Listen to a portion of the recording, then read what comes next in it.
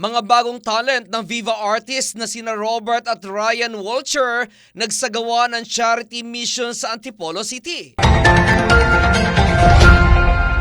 Share the blessings. Ito ang naging mantra ng magkapatid at mga bagong Viva artist na sina Robert at Ryan Walcher na magsagawa ang mga ito ng isang charity mission sa isang lugar sa Antipolo City.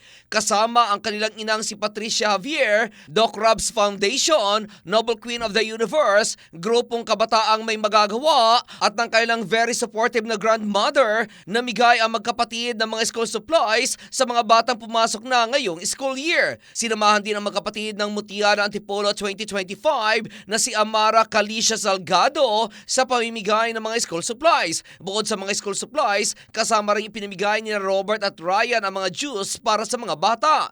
Hindi lamang basta namigay ang magkapatid dahil nakipag-bonding din ang mga ito sa mga batang dumating. Kitang-kita ang saya sa mukha ni Robert at Ryan sa kanilang ginawang charity mission. Samantala, hindi ito ang unang beses na gumawa ng charity mission ng magkapatid dahil noon pa man ay sumasama na ito sa kanilang ina sa pagcha-charity. Ayon sa magkapatid, napakasarap sa pakiramdam na nakakatulong sila sa kahit maliit na paraan para sa mga batang nangangailangan ng school supplies. At iyan aking balita. Ako si Attorney and you are watching the News Watch.